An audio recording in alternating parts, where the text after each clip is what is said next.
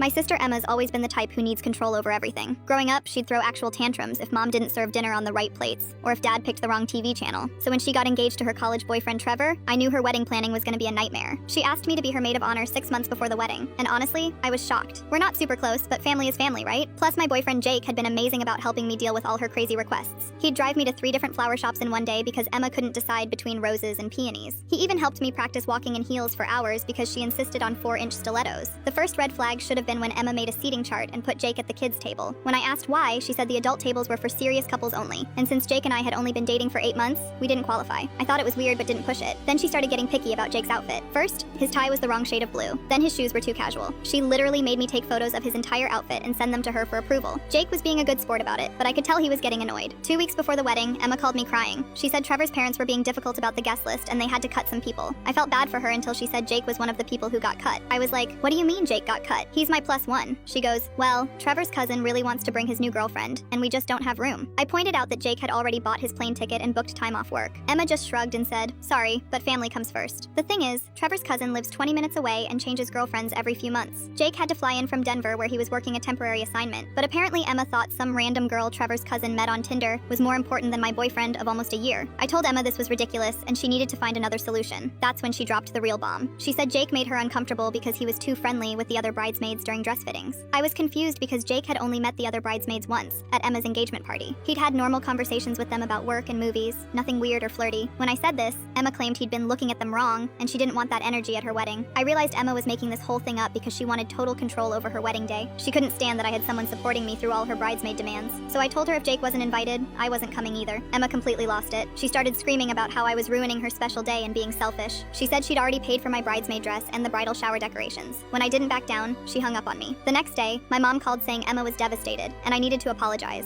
Apparently, Emma had been crying to everyone about how her own sister was abandoning her. Mom said Jake could probably still come if I just talked to Emma nicely, but I was done playing Emma's games. I'd spent months and hundreds of dollars helping with her wedding. I'd listened to her complain about every tiny detail. I'd driven all over town for her stupid errands, and this was how she repaid me? I texted Emma that I was officially stepping down as maid of honor. She could find someone else to deal with her drama. Emma tried calling me 15 times that day. When I finally answered, she was sobbing and saying she'd made a mistake. She begged me to come back as maid of honor and said Jake could come after all, but it was too late. I'd already seen how little she respected me and my relationship. Plus, Jake had already made other plans for that weekend. The wedding happened without me. From what I heard through family, it was a disaster. Emma's replacement maid of honor was her college roommate who barely knew the family. The girl apparently had no idea what she was doing and everything was chaos. Emma didn't speak to me for 3 months after the wedding.